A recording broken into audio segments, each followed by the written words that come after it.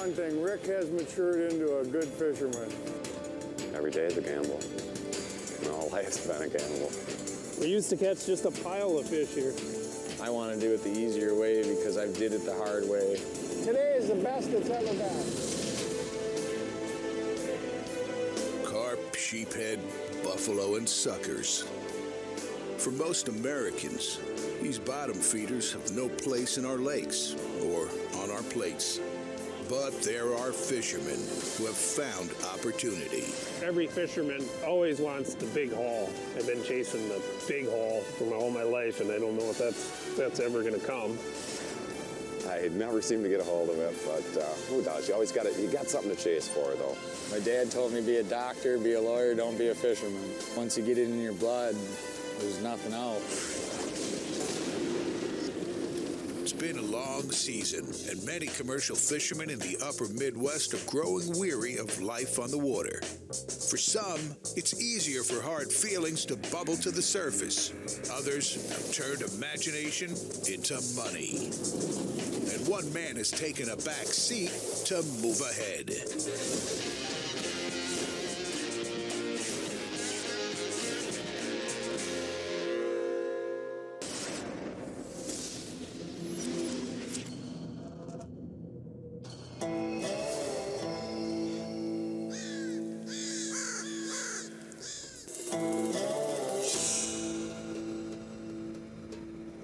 We're waiting for Jed. Yeah, we've been waiting for a while. If Jed doesn't come, we gotta do everything by hand, and it's a We got about 150,000 pounds of fish, and we got 2 trucks coming today. And he built a new barge with an excavator on it for dipping fish, but he's the only one that knows how to run it.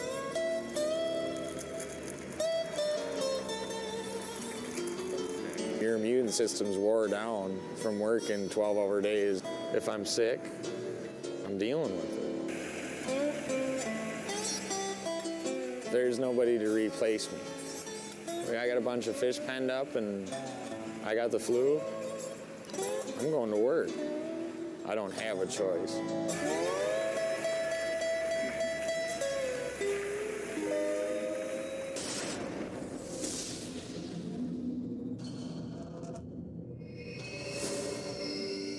Mike Johnson is starting out early this morning for Lake Pepin. He'll need every second of daylight because he's fishing alone. If I don't catch fish again today, I've been discouraged enough because I haven't been catching. But now this last couple months has been real poor again.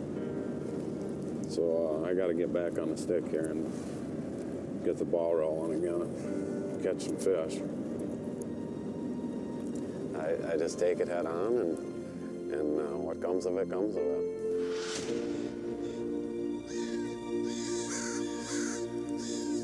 We're ready here. I got a hernia belt I wear.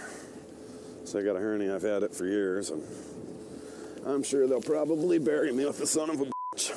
Sometimes you just get attached to things. It's kind of restrictive, and it's definitely uncomfortable. I get another good hour or two, and then another hour or two, it getting worse, and then I fix it up again. Every time I gotta pee, you just don't know one day to the next what you're gonna do or what's gonna happen or whether you're gonna be there, whether we'll all be here. You know, do what you like. Go up here and look around a little bit. Any luck, I'll actually see a few fish.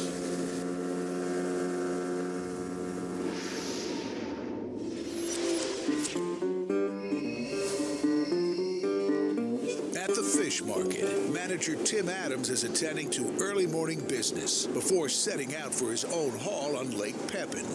20 below. When you come in here, you can just feel the wind. It's just freaking crazy how cold it gets in here. Is that cold in here? I think a lot of the fishermen, they're always happy if they go out fishing and I don't catch fish. I think they feel threatened by me, and I think they feel like maybe I could push them out of the picture. He's a good boss. He's always saying that because I'm standing there. Now I'm just trying to help support the industry, and I'm helping every one of them guys that are out there fishing. I mean, because of me, I'll guarantee you we're selling a lot more fish than what we were selling 2 years ago, even 6 months ago. Of course, none of them guys are going to believe me anyway if I do tell them. Let's go fishing.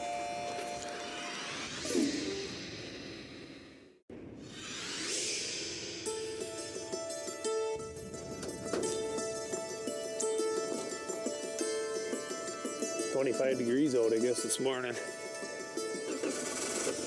George, you want me in here, or? No, yeah, you can get in. I'll just let her sit here and warm up a little first. I'm used to working with Mike and Justin, so it's going to be a little different. Well, they got a lot more stuff, and they got way bigger boats. We've had some extremely good hauls down here in the past, but we haven't pulled down here now for, it's probably been at least 3 years. Hopefully a minimum of probably 8,000 to 10,000 pounds. We just haven't, the last few years, we haven't seen down here at all. It's just been one of them deals, you get down here and one of these local guys are netting down here, but oh well, whatever.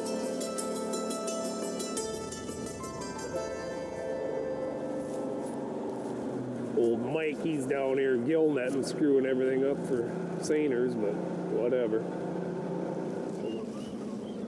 Probably 12 years ago or so, I fished a little bit with Mike Johnson.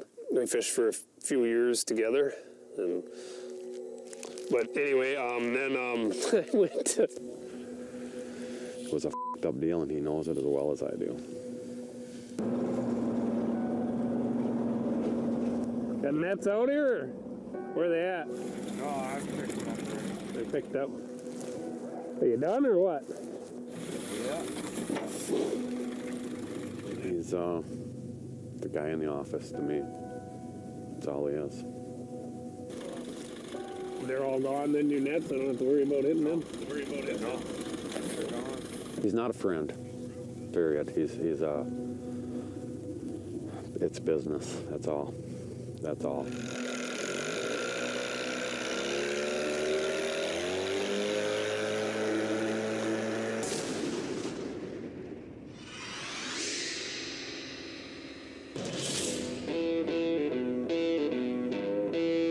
Already behind schedule, Jed's crew arrives at Lake Puckaway, including the new team member, Rick Johnson. Well, I've known Jed my whole life. Just how I started fishing with his father, Tom. I mean, his dad taught me a lot. He taught me a lot about the river. I'll say one thing. Rick has matured into a good fisherman. He has. It was a compliment. And Rick was more like Jed. He'd fly off the handle and all kinds of crazy stuff. I rubbed off on him when he was a young kid. Right, Jed? Rick's really matured a lot. Come along real good. I ain't gonna lie, it just screwed up one. He was a little smartass when he was a kid. You know, I remember when he was about 4 years old, and I called him a little smartass. Rick's one of them guys, if you yell at him, he'll just leave. But on the other hand, you don't have to yell at him because he's doing what needs to be done. His dad fished for 40 years before Jed started fishing. Better opportunity than I ever had. Jed and his crew filled this pen with several thousand pounds of live fish. Now they'll load them into trucks heading to New York City. Remember, if there's any stakes that can catch on this side of the boat. I hurt my shoulder last year, so I whined with my friends and they bought me an excavator. Now we use it to dip fish. Should make us more efficient. We'll see if it works or not.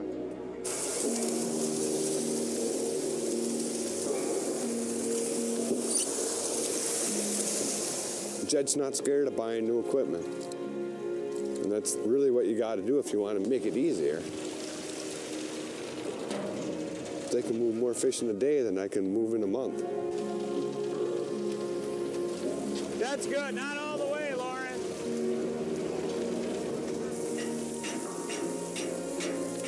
want to do it the easier way because I've did it the hard way and learned the hard way. The guys that taught, if you wanted to learn how to commercial fish in the old days, they teach you, but you learn the hardest way there was. Everybody hold their door. Hold your door, Rooter.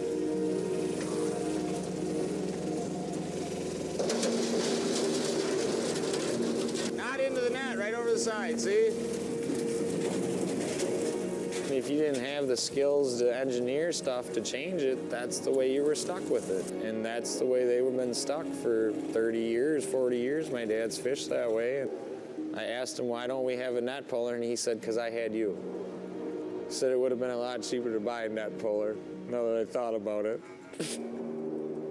But I had you, so pull hard.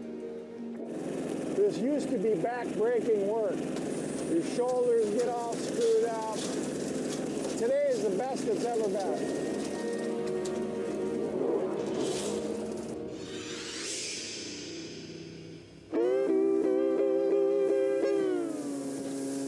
Mike Johnson is without a partner.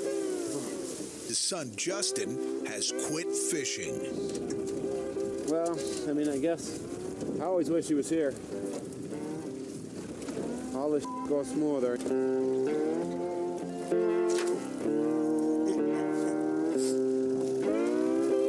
You know, now that he's not here, you know, obviously it's a little harder for me.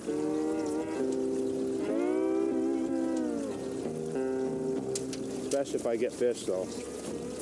Windy like this. It can really turn into a nightmare sometimes if you get a bunch. I want to make a buck. I want to make sure I'm ahead, and at least make decent wages, or as good a wages as I would have somewhere else. I'm trying to keep my boat so it's going straight across stream here. That wind keeps blowing me. And it just takes a lot of time and effort, and most guys ain't gonna go through it. So I'll just make a bunch of noise, drive back and forth. A little while, pick them up.